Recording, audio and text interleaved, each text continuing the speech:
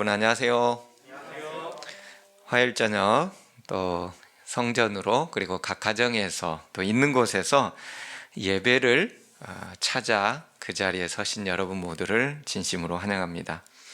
우리 하나님께서 특별히 시간을 구별하여 하나님께 경배드리기를 원하는 주의 모든 백성들에게 태초부터 마련해 주신 그 복들이 오늘 저녁 풍성하게 임하기를 간절히 축원합니다. 오늘은 레위기 3장 세 번째 제사 화목제에 대해서 저희들이 좀 보도록 하겠습니다. 레위기를 이렇게 한 장씩 다 해오고 있는데요.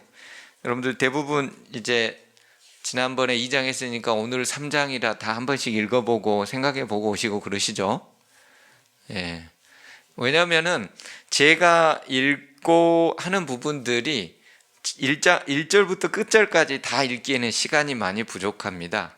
그리고 그 부분들을 제가 한 번 정도씩 이렇게 짚어주고 넘어가도 이제 시간이 조금 부족하고 또 해야 될 부분들이 많기 때문에 여러분들이 여기 오실 때 뭐 5분 정도만 일찍 오신다면, 참여 부르시기 전에 5분 정도만 일찍 오신다면 한 장 정도 읽는데 5분, 뭐 길면은 10분 정도 걸릴 것 같아요. 그래서 대부분 아는 내용이지만 그렇게 한 번씩 읽고 이 자리에 임한다면 훨씬 더 풍요로운 시간으로 만들어 주실 것입니다. 오늘은 화목제에 대해서 공부를 할 텐데요. 지난번에 배웠던 것에 대해서 잠깐 복습을 하도록 하겠습니다. 반복하지 않으면 금방 까먹어 버려요. 자, 번제에 대해서 우리가 1장에서 배웠죠. 레위기 1장에서. 제가 그때 언급을 안 했는데 히브리어로 번제를 올라라고 그럽니다. 올라라는 말의 뜻은 올라간다는 뜻이에요. 이게 그 불이 또 그 연기가 하늘로 올라간다. 번제의 그 올라는 다 태우는 거였죠. 그래서 우리가 그 순서 여러분들 혹시 기억하시나요? 제일 처음이 뭐라고 그랬어요? 맨 처음 하는 것도 중요하다고 그랬잖아요. 흠없는 재물을 고르는 것부터 시작한다고 그랬잖아요. 가축 중에서. 이게 굉장히 중요한 부분인데 왜요? 우리가 안식일에 예배 시간만 중요한 게 아니라 그 예배 시간을 준비하는 과정이 훨씬 더 의미 있게 보낼 수도 있다고 그랬습니다. 그래서 안식일은 예배드리는 하루만 중요한 게 아니라 나머지 6일과 안식일이 세트로 구성되어 있다고 그랬어요. 그래서 6일 동안 우리가 잘 고르는 일을 하지 않으면은 우리가 절대 안식일을 은혜스럽게 보낼 수가 없습니다. 안식일의 예배, 하나님께 드리는 제사는 고르는 일, 엿새 동안 우리의 시간들을 잘 하나님께 드리면서 최선을 다하는 삶에 고르는 흠없이 골라지는 그 순간부터 안식의 예배가 연관성 있게 풍요로워진다고 그랬어요. 그래서 흠없이 가축 중에서 골라야 되고요. 그 고른 것을 이제 사실은 가지고 오죠. 제사장 앞에 가지고 와서 뭐래요? 죄인이 직접 안수합니다. 흠없이 거르는 것도 죄인이 하고요. 죄를 안수하는 것도 죄인이 하고요. 안수한 다음에는요, 죽이고, 이것도 누가 해요? 죄인이 합니다. 그 다음에는 죽인 것을 가죽을 벗깁니다. 가죽을 벗기는 것도 누가 해요? 죄인이 합니다. 제사장이 하는 게 아니에요. 철저히 죄인이 합니다. 그 다음에요, 각을 뜰 것이요. 각을 뜨는 것도 누가 해요? 죄인이 합니다. 거기에 보면은 우리말에는 주어가 거의 나와 있지 않지만 영어에도 he라고 나와 있고 그 다음에 히브리어에도 마찬가지입니다. 원어에도 그가라고 해갖고 계속 연결이 되고 히브리어의 그 동사에는 이게 전미사의 3인칭 그가 다 붙어 있는 형태로 나옵니다. 그렇기 때문에 제사장이 아닌 여기까지 전부 다 죄인이 하는 거고 그 다음에 나머지 번제로 태워서 드립니다. 이때 이제 제사장이 하게 되는 것이지요. 번제단은 거룩한 곳이라 일반인이 들어갈 수가 없기 때문에 죄인이 갈 수가 없기 때문에 제사장만 가는데 가죽을 제외하고 모두 다 태우는 것이 번제입니다. 그래서 철저한 희생, 철저한 헌신 그리고 예수 그리스도의 속죄, 이게 번제에 해당한다고 그랬습니다. 그래서 자기 피로 예수 그리스도의 십자가의 희생이 바로 번제에 해당이 돼요. 자, 두 번째 소제는 히브리어로 민하라고 그랬습니다.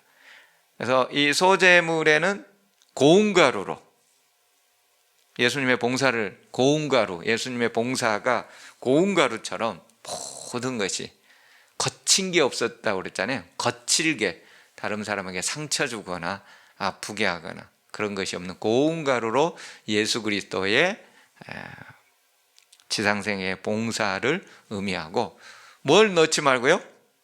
누룩과 꿀은 넣지 말고요. 그 다음에 뭐는 꼭 넣어야 돼요? 소금은 반드시 넣으라고 그랬습니다. 누룩과 꿀은 뭘 상징했고요? 죄와 쾌락, 또 부풀리는 거, 이런 걸 상징하고, 소금은 부패 방지, 신실함, 그런 것들을 상징했습니다.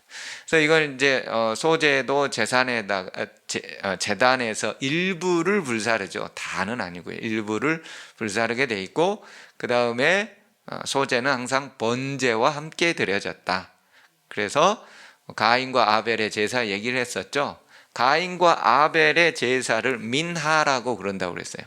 근데 민하라는 뜻이 소제로만 제한돼서 쓰일 때는 레위기서에 나와 있는 부분에서 그러고, 창세기 4장에서 민하라고 했을 때는 그게 단순히 소제를 의미하는 것이 아니라 제사, 하나님께 드리는 예물, 민하의 뜻은 선물, 예물, 그 다음에 왕께 드리는 조공, 이게 다 민하에 해당하는 것들입니다.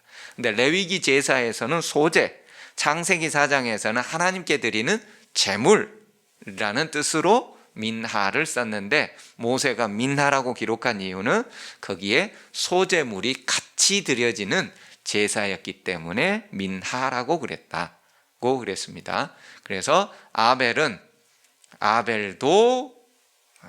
그 도자에가 영어로는 also라고 되어 있는데, 만약에 아벨이 양으로만 드렸다면 아벨은 양으로 드렸다고 기록했을 텐데, 아벨도 양과 그의 기름으로라는 그 뜻에서 소제와 함께 드려졌다고 대부분의 신학자들이, 재림교회도 마찬가지고요, 신학자들이 그렇게 본다고 했습니다. 이게 소제였습니다. 자, 오늘은 화목제. 화목제에 대해서 우리가 1절부터 5절까지만 일단 읽어보도록 하겠습니다. 레위기 3장 1절로부터 5절까지 제가 홀수절을 읽으면 우리 성도님들께서 짝수절을 읽어주시기 바랍니다. 저 위에 보면은 1절, 2절 대충 보면 아시겠죠? 뭐가 짝수절인지. 제가 홀수절 읽겠습니다. 사람이 만일 화목제의 제물을 예물로 드리되 서로 드리려면 수것이나 암것이나 흠 없는 것으로 여호와 앞에 드릴지니 그 예물의 머리에 안수하고 회막문에서 잡을 것이요 아론의 자손 제사장들은 그 피를 제단 사방에 뿌릴 것이며, 그는 또 그 화목제의 제물 중에서 여호와께 화제를 드릴지니 곧 내장에 덮인 기름과 내장에 붙은 모든 기름과 두 콩팥과 그 위의 기름 곧 허리 쪽에 있는 것과 간에 덮인 커플과 콩팥과 함께 떼어낼 것이요 아론의 자손은 그것을 제단 위의 불 위에 있는 나무 위에 번제물 위에서 살일지니 이는 화제라, 여호와께 향기로운 냄새니라. 여기 왜 화제라고 한다고 그랬어요? 불화자입니다. 불에다가 태우는 것은 화제, 방법 중에 하나라고 그랬죠. 자, 여기에 이제 화목제에 대하여 언급하고 있습니다. 나머지 이제 6절부터 나오는 것은 처음에는 이제 서로 드리면, 그 다음에는 이제 만약 여호와께 화목제 드릴 것이 양이면, 그 다음에는 12절에는 염소면, 이렇게 해서 소, 양, 염소를 구분해 놨을 뿐 1절부터 5절까지의 내용이 반복됩니다. 그래서 화목제는 1절부터 5절까지 이것만 분명히 보면 됩니다. 자, 그러면 화목제의 특징, 영어로는 peace offering, 또는 fellowship offering이라고 합니다. offering이라는 말은 헌금으로도 쓰고 제사라는 의미로도 씁니다. peace 뜻이 뭐예요? 평화죠. 평화, 화평, 그러니까 화목 또는 화평이라는 의미로 peace offering이라고 하고, fellowship은 친교, 이것도 또 화목이죠. 화목, 동일하게 씁니다. 히브리어로는 샬람임이라고 합니다. 네, 샬람임은 샬롬에서 파생한 단어예요. 거의 발음이 비슷하잖아요. 약간 늘려놨잖아요. 샬롬을 샬람임, 모음만 앞뒤로 붙여가지고. 샬롬이 평화죠. 우리나라 말로 하면 뭐예요? 안녕하십니까 그러잖아요. 네, 안녕하십니까. 히브리 사람들은 만나는 사람마다 샬롬 합니다. 샬롬, 평화, 안녕하세요, 이런 말이에요. 우리나라 옛날에는 6.25 직후에는 뭐라고 그랬어요? 일제시대나 이럴 때는? 진지잡수어요가 인사였죠. 왜요? 못 먹고 사니까, 정말 하루에 한 끼 먹기도 쉽지 않으니까 그때는 진지잡수셨어요가 자연스러운 인사였어요. 진지잡수셨어요. 근데 히브리 사람들은 샬롬, 안녕하세요, 평화, 하나님의 평화가 그대에게 함께하기를 이라는 뜻으로 샬롬합니다. 솔로몬 왕의 이름의 뜻도 샬롬에서 왔잖아요. 샬롬에서 왔습니다. 우리 재림교회 유명한 여성 오페라 또 하는 극단 있죠. 뭐예요? 술람미, 똑같은 말입니다. 평화라는 말에서 샬롬에서 온 거예요. 여성형이죠. 술람미는. 솔로몬이 아가서에서 술람미 여인과 사랑에 빠지죠. 그 술람미라는 뜻이, 솔로몬은 샬롬이고 술람미는 샬롬의 여성형이에요. 솔로몬 왕은 평화의 왕, 하나님을 나타내는 거고, 술람미는 하나님의 백성을 나타내는 거잖아요. 술람미도 평화의 백성, 평화라는 뜻을 가지고 있는 것이 술람미입니다. 여성형이에요. 자, 샬람밈이라고 하는데 여기 한 가지 특징이 있어요. 첫 번째, 번제는 올라라고 했잖아요. 두 번째는 민하, 이건 세 번째는 샬람밈인데요. 히브리어에서 임자가 붙으면 다 복수형입니다. 마하나임, 엘로힘, 하나님도 복수형이잖아요. 성부, 성자, 성적. 샬람밈도 복수형입니다. 제사 중에서 유일하게 복수 형태예요. 왜 그럴까요? 쌍방향이, 하나님과 죄인의 화목, 쌍방향을 의미하기 때문에 유일하게 이것이 복수 형태로 이름이 지어져 있는 게 화목제입니다. 요 쌍방향이라는 말이 이제 앞으로 의미가 있습니다. 집에 가서 한번 곰곰이 생각해 보세요. 이 화목제는 쌍방향이에요. 목적은 화목하고 감사, 그래서 화목제를 대부분 감사제라고도 표현합니다. 우리가 교회에 오면 안식일날 보통 저 뒤에 무슨 봉투가 있어요? 감사헌금 봉투가, 이게 다 화목제하고 연관되어 있는 거예요.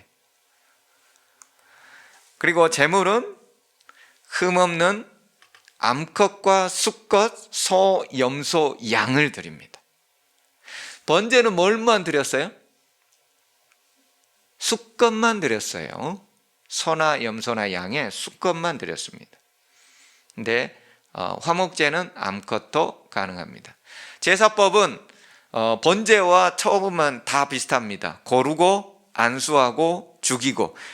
레위기 3장에는 가죽 벗김이라는 게 나와 있지 않습니다. 하지만 대부분의 신학자들이 가죽 벗기는 것까지는 번제하고 동일했을 것으로 생각을 합니다. 성경 전체적인 부분에서 가죽 벗김은 레위기 3장에서 안 나오지만 가죽 벗기는 것까지 동일했을 것이다. 왜냐하면 성경의 대부분이 가죽을 벗기거든요, 제사에서. 그리고 피는 제단 사면에 뿌리고 내장, 기름과 콩팥은 제단에서 태웁니다. 번제는 어떻게 했어요? 가죽을 빼고 다 태웠죠. 여기는요 내장만 태웁니다. 주로 기름과 콩팥. 나머지는 가슴살은 대제사장과 그 자손에게. 여러분 소의 가슴살을 뭐라고 해요? 예? 안심? 안심은 저 등 쪽에 있는 겁니다. 허리 뒤쪽에 있는 게 안심이. 안심, 등심 그쪽이. 예? 갈비는 가슴 뒤쪽에 있죠. 갈비살. 가슴은 앞다리 쪽에 있는 게 가슴이거든요. 앞다리 바로 앞에 있는 거. 양지머리라고 들어보셨어요? 예, 이게 양지머리 못 들어보셨어요? 소고기를 잘 안 드셔가지고. 다른 말로는 차돌박이라고 합니다. 확 와닿죠? 주변에 보면 무슨 차돌박이 써져 있는데 요게 대제사장이에요. 대제사장인데 제가 잘못 썼습니다. 대제상이 아닙니다. 대제사장. 가슴살은 오른쪽 뒷다리는 제사장 몫입니다. 제사장. 대제사장은 한 분밖에 없습니다. 항상 이 한 분이 돌아가셔야 그 다음 대제사장이 선택이 되는 거예요. 그렇기 때문에 대제사장은 한 분밖에 없어요. 그러면 가슴살과 오른쪽 뒷다리를 빼면요 나머지는 제사를 드린 사람에게 다시 돌아오는 것이 화목제의 특징입니다. 번제는 다 태워버렸기 때문에 아무것도 없어요. 가죽 외에는. 근데 화목제는 대제사장 목, 제사장 목, 그리고 나머지 대부분이 그 제사를 드리는 사람에게 돌아오도록 되어 있습니다. 자, 화목제 히브리어로는 뭐라고요? 샬람임, 샬롬에서 온 화평케 하는, 화목케 하는, 그게 샬람임이라고 하고, 그 다음에 목적은 감사고, 암컷 수컷 다 드릴 수 있고, 그리고 내장만 번제단에 태우고. 근데 왜 내장 기름과 콩팥만 드렸을까요? 지금 생각하면 기름 우리 어떻게 해요? 다 떼어내서 버리잖아요. 콩팥도 거의 안 먹잖아요. 옛날 시골에서 60년대 70년대 뭐 이럴 때나 드셨지 요즘 누가 어떻게 뭐 콩팥까지 먹고 그럽니까? 거의 안 먹죠. 콩팥 일부러 먹으신 분은 없잖아요. 그럼 왜 그래요? 기름과 콩팥? 이거 오늘날하고는 다르게 고대에는 기름과 콩팥을 가장 중요 부분으로 생각을 했다고 합니다. 그래서 하나님께 가장 좋은 부분을 따로 드리는 모습으로 기름과 콩팥, 오늘날 개념으로는 전혀 많지 않지만 그 당시에는 고대에는 이 중요한 기능, 콩팥은 내장의 어떤 중심적인 것으로서 드렸고, 그리고 기름을 소중하게 여겼기 때문에 기름과 콩팥을 드렸습니다. 자, 화목제의 특징은요, 번제를 거쳐야 화목제를 드릴 수가 있습니다. 일반적으로 화목제 하나만을 잘 드리지는 않는다는 말이에요. 그럼 번제도 사실은 저번에 배웠다시피 뭐하고 같이 드렸다고요? 소제하고 같이 드렸어요. 자, 그러면 화목제도 번제, 소제, 화목제가 사실은 함께 세트로 드려졌다는 것을 알 수가 있습니다. 그것의 가장 중요한 부분이 뭐냐면 레위기서에는 누구든지 여호와께 예물을 드리려거든 하게 될 때에는 if라는 단어가 큰 대가로예요. 그리고 1장에서 이제 번제, 소제, 화목제 이것이 작은 소 단위로 되어 있는 문법상 구조를 가지고 있습니다.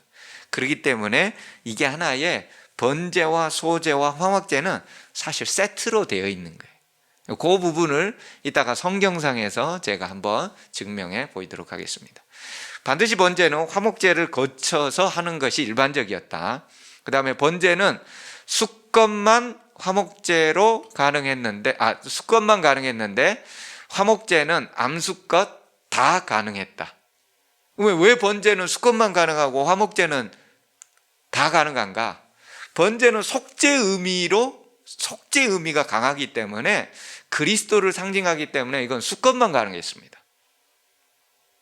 뭐라고요? 번제는 그리스도의 십자가를 상징하기 때문에, 속죄를 상징하기 때문에 수컷만 가능하다고요.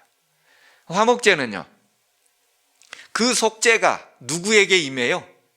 남녀노소 빈부 귀천 모든 사람들에게 임하기 때문에 암수컷이 다 가능하다는 것입니다. 이게 화목제와 번제의 차이점들이에요.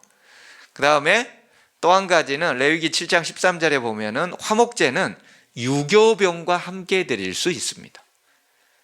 화목제도 세 가지 종류가 있어요. 그 종류에 따라서 무교병도 드리고 유교병도 드릴 수가 있는 겁니다. 번제는요, 무교병만 가능합니다. 소제 중에서 무교병만 가능한 것이 번제예요. 번제는 가죽을 제어하고 다 태웠고, 화목제는 내장만 태우고 나머지는 제사장과 제사자가 나누어 가진 것이 특징이었다. 근데 여기 보면 이제 레위기 3장 11절에 제사장은 그것을 제단 위에서 불사를 지니 이는 화제로 여호와께 드리는 음식이니라 라는 말이 있습니다. 여호와께 드리는 음식, 여호와도, 하나님도 뭐 음식을 따로 드시나요?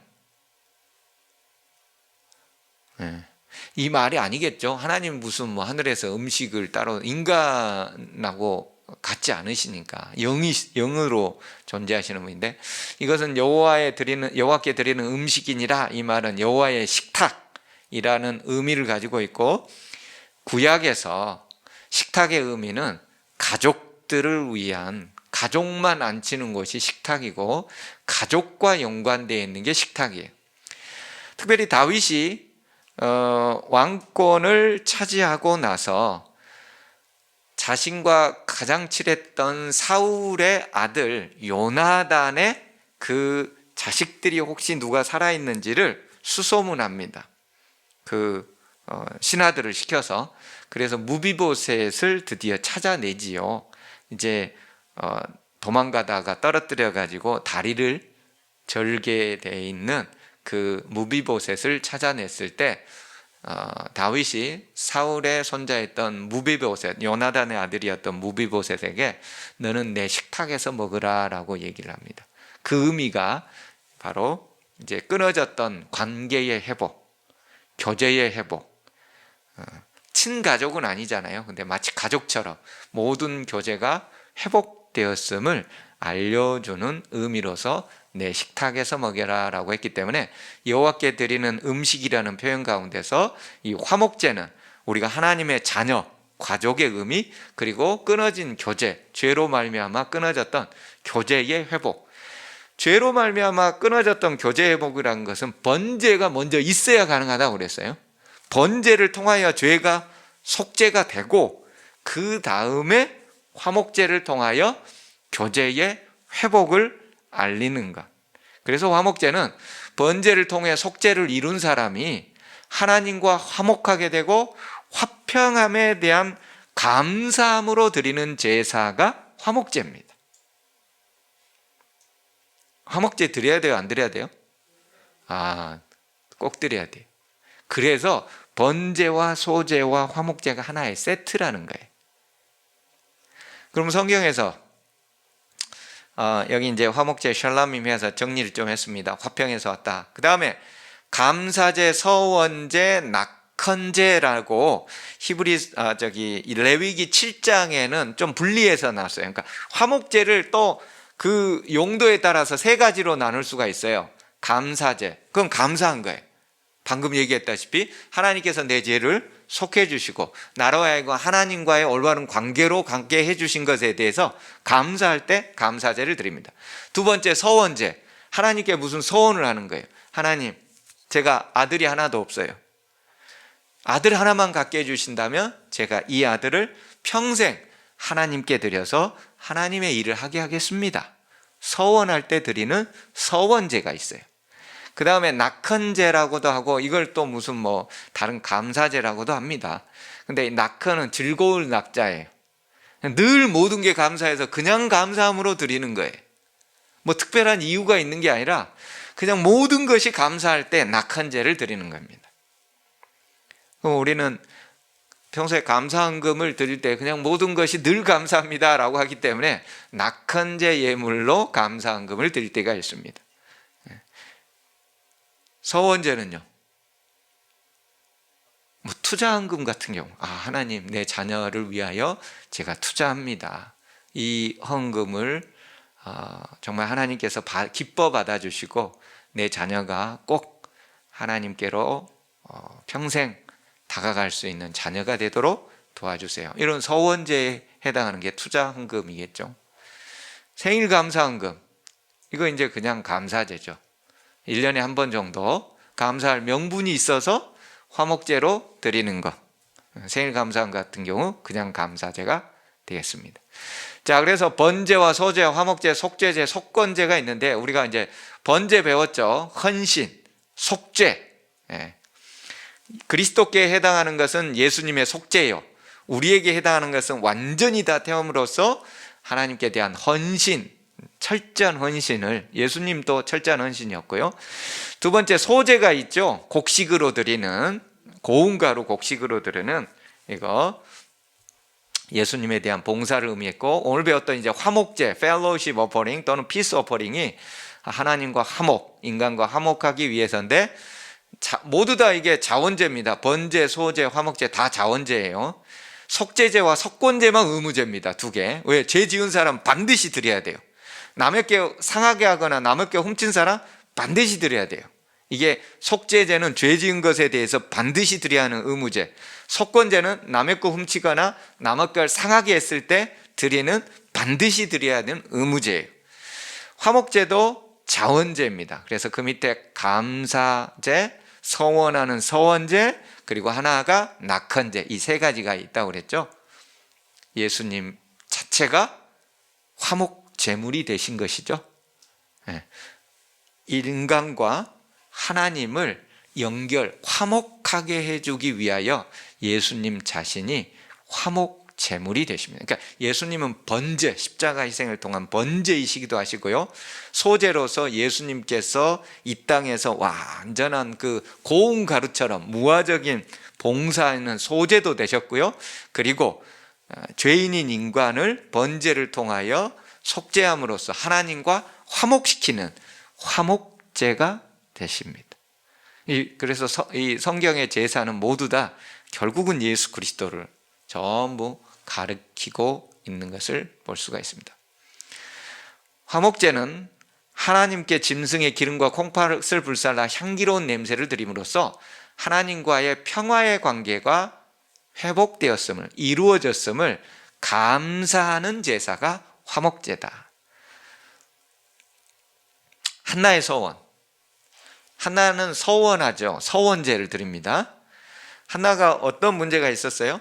엘가나라는 당시에 제사장과 결혼을 했는데 자식이 없는 거예요. 그래서 그 당시에 관습의 일반적인 상황을 따라서 엘가나라는 제사장이 둘째 부인을 취하죠. 분인나. 근데 분인나는 결혼하자마자 자식을 낳게 돼요. 아들을 낳게 되죠. 그러니까 이 둘째 부인 분인나가 한나를 너무너무 괴롭히는 거예요. 자녀를 못 낳았다고. 그러면서 그 괴롭힘이 너무 심해가지고 어느 날 매년 감사제를 드리는, 그게 이제 감사제가 화목제입니다. 그 화목제를 드리러 갔다가 이제 한나가 거기서 남게 되지요. 그 내용이 이제 사무엘상 1장 3절로부터 5절에 나와 있습니다. 이 사람이, 엘가나가 매년 자기 성읍에서 나와서 실로에 올라가, 실로에가 성막이 있었죠. 성전이 건축되기 이전이니까요. 솔로몬 시대에 건축됐고 사무엘 시대는 이제 한참 전이잖아요. 올라가서 만군의 여호와께 예배하며 제사를 드렸는데 이게 무슨 제겠어요? 화목제인 경우입니다. 근데 화목제는 하나만 드린다고요? 번제와 소제와 화목제를 같이 드리게, 그게 이제 나옵니다. 엘리의 두 아들 홈니 비느하스가 여호와의 제사장으로 거기 있더라. 엘가나가 제사를 드리는 날에 제물의 분깃을 그의 아내 분인나와 그의 모든 자녀에게 주고, 분깃을 제사 드리는 사람에게 되돌려 주는 게 무슨 제사였어요? 화목제잖아요. 번제는 다 태워 드리는 거니까. 그러니까 이것을 다시 받아 가지고 자녀들에게 나누어 주는데, 한나에게는 5절이죠. 갑절이나 주는 겁니다. 왜? 더 사랑하는데 자식 없어 갖고 맨날 힘들어 하니까. 분인나한테 야단 주고 해도 언제 돌아와 가지고 그냥 첫째 부인을 그냥 못 살게 구니까 그것이 너무 안타까워서 한나에게는 갑절이나 주었죠. 10절, 한나가 마음이 괴로워서 여호와께 기도하고 통곡하며, 11절, 서원하여 이르되 만군의 여호와여, 만일 주의 여종의 고통을 돌아보시고 나를 기억하사 주의 여종을 잊지 아니하시고 주의 여종에게 아들을 주시면, 이게 서원이죠. 내가 그의 평생의 그를 여호와께 드리고 삭도를 그의 머리에 대지 아니하겠나이다. 나실인의 서약은 삭도를 대지 말고 독주를 먹이지 말고 평생을 드리겠습니다라고 서원을 했어요. 근데 서원을 할 때 서원제를 함께 드릴 수도 있지만, 서원이 끝나고 나서 그 모든 것들이 이루어졌을 때도 서원제를 드릴 수가 있는 거예요. 그런데 어떻게 됐어요? 이렇게 서원을 하고 났더니 하나님께서 자식을 주었죠. 그 아들의 이름이 뭐예요? 사무엘. 하나님께서 내 기도를 들어주셨다라는 뜻이 사무엘입니다.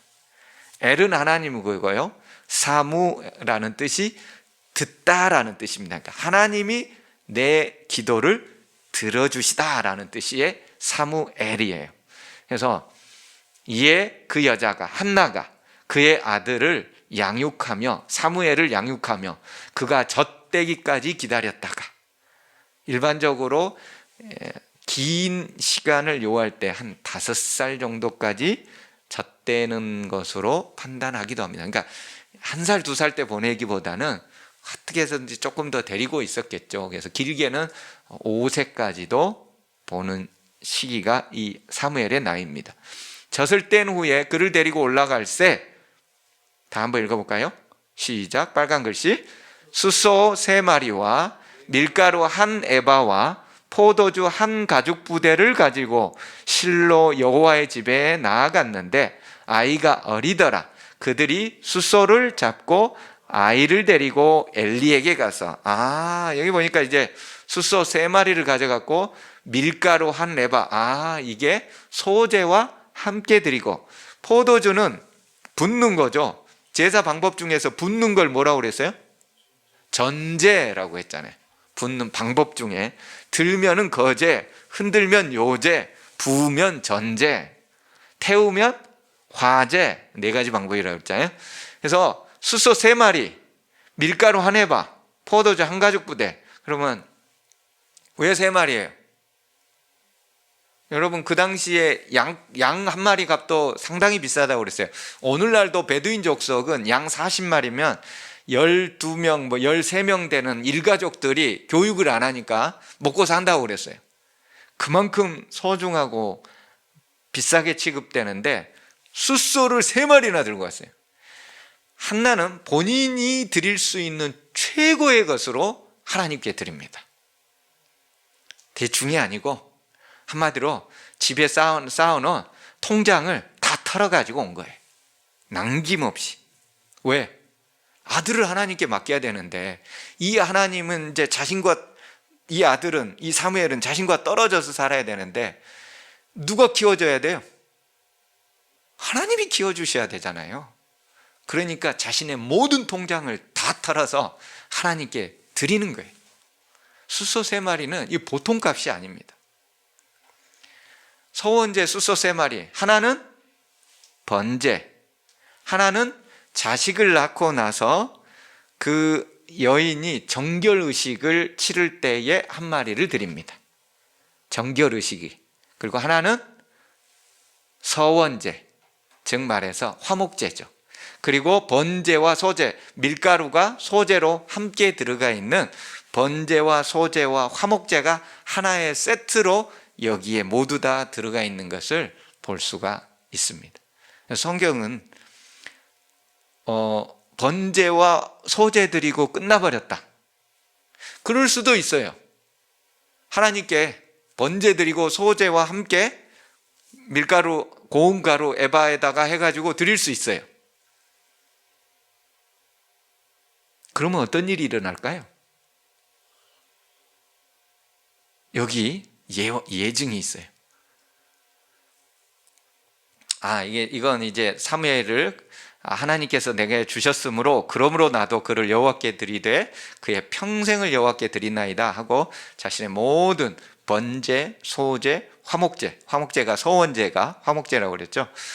숫소와 함께 드렸었는데 사무엘하 14장에 보면은 압살롬 이야기가 나옵니다. 압살롬이 그의 이복 형제를 죽여버리죠. 자기 여동생 겁탈했다고 암논을 죽여버립니다. 그랬을 때 다윗이 안 보겠다고 해가지고 저 멀리, 한마디로 유배 비슷하니 가가지고 있어요. 예루살렘 다윗성에 못 살고. 그랬을 때 요압이 그러지 말고 압살롬을 데려옵시다. 보면 압살롬이 너무너무 잘생겼어요. 뛰어난 지도자감이야. 그래서 압살롬이 이제 요압이 압살롬도 구슬이고 그 다음에 무엇보다 더 다윗 왕을 구슬려 가지고 오게 합니다. 그리고 나서 요압이 일어나 그슬로 가서 압살롬을 데리고 예루살렘으로 오니, 파란 글씨입니다. 왕이 이르되 그를 그의 집으로 물러가게 하여 내 얼굴을 볼 수 없게 하라. 번제를 통하여 속죄, 용서는 했어요. 근데 그의 얼굴을 안 봐요. 뭐가 안 돼요? 화목이 안 돼요. 번제를 통해서 소제와 번제를 드리고 나서 용서는 했어요. 근데 그의 얼굴은 보지 않아요. 화목하진 않아요. 화목제의 제사가 없는 상황이 되는 거죠. 그래서 그 다음에 어떻게 돼요? 압살롬의 반란이 일어나게 되는 거죠. 그래서 화목제가 없으면 안 되는 거예요. 그래서 예수님께서는 번제이자 화목제 제물도 되시는 거예요. 우리의 삶에서 제사가 그냥 번제만 드려도 되고 소제만 드려, 이게 아니에요. 번제와 소제와 화목제는 하나의 세트로 되어 있고, 번제와 소제는 드렸는데 화목제를 안 드렸을 때 반란이 일어나게 된다는 것을 성경에서는 예시로 보여주고 있습니다. 고린도후서 5장에는 그리스도께서 화목제물, 하나님과 죄인인 우리를 화목제물로 주셨다는 얘기가 나오고요. 그 다음에 쭉 읽어보면 5장 19절에 하나님께서 그리스도 안에 계시사 세상을 자기와 화목하게 하시며 그들의 죄를 그들에게 돌리지 아니하시고 화목하게 하는 말씀을 우리에게 부탁하셨어요. 우리가 뭐예요? 우리가 세상을 하나님과 화목해야 할 사명을 받은 존재. 우리가 이제 화목제물이에요. 우리는 속죄를, 예수 그리스도의 속죄를 통해 새로운 피조물이라. 고린도후서 5장 17절 우리가 잘 암송하고 있는 글귀잖아요. 우리는 속죄를 통하여 새로운 피조물이 돼. 그걸로 끝이 아니에요. 하나님의 백성은 예수 그리스도로 말미암아서 속죄를 통해 새로운 피조물이 된 다음에는 반드시 뭐가 되어야 하냐면은 세상 사람들을 향한 하나님의 화목제물이 되어야 되는 거예요. 예수님께서 화목제물이 되었듯이, 번제와 화목제물이 되었듯이 예수님을 따르는 그리스도인이라는 말은 예수를 따르는 존재예요. 뭐 하러 따라요? 죽으라고 따른 거예요. 예수님께서 어디서 죽었어요? 십자가에서 죽으셨잖아요. 한 신학자가 얘기했어요. 그리스도인은 예수님처럼 세상을 향하여 죽으라고 부르시는 것이다. 근데 뭘만 생각해요? 복 받는 것만 생각해. 무슨 복이요? 남들보다 더 잘 살고, 남들보다 더 평안하고, 남들보다 더 좋은 직장? 좋은 거? 그러다 보니까 어떻게 되는 거예요? 전부 다 대치동으로 이사가고 좋은 직장에 강남에 땅 하나 더 살려고 하고, 그러다 보니까 경쟁과 이런 모든 것들은 더 찌들리고 피곤해지고, 없는 사람들에 대한 불만과 이런 것들이 더 커져가지고 양극화 현상이 점점 일어나게 되면 뭐가 일어나요? 반란이 일어나요. 동학농민 이런 게 그렇게 일어난 거잖아요. 관리들이 자기들 배만 채우고 농민들의 피를 빨아가지고 죽은 사람 황구세, 죽은 시체에다가도 세금을 매기고 말이지. 반란이 일어나는 거예요. 하나님께서 당신의 백성, 남은 백성을 불렀는데, 우리가 예수 그리스도의 속죄를 통하여 새로운 피조물로 사는데, 그거에서 끝나버리면 압살롬의 반란이 일어나는 거예요. 성경이 분명하게 보여주고 있어요. 우리는 세상을 향하여 하나님의 화목제물이 돼야 돼요. 우리를 그러기 위해서 당신의 진리의 말씀으로 부르시는 거예요. 남들보다 더 많이, 더 좋은, 더 귀한가? 지금 마지막 시대가 점점 가까이 오고 있습니다. 모든 것들이 다 알려주고 있어요. 우리를 화목제물로 이제는 내놔야 될 시기입니다. 제사는 번제와 소제와 화목제가 세트로 이루어진, 하나님이 나를 구원해 주신, 속죄를 통하여 구원해 주신 것에 너무 감사해서 자연스럽게 화목제까지 드리는 것이 제사예요. 그 화목제가 없으면 온전한 제사가 될 수가 없는 것입니다. 레위기서 그냥 있는 게 아니에요. 오늘 우리는 번제와 소제와 화목제물이 되셨던 예수 그리스도를 본받아서 우리도 속죄를 통한 새로운 피조물, 새로운 생명, 영원한 생명을 간직한 사람들로서 세상 사람들을 하나님과 화목하게 하는 화목제물이 되는 우리 모든 삼패 가족들 되기를 간절히 바라며 말씀을 드립니다.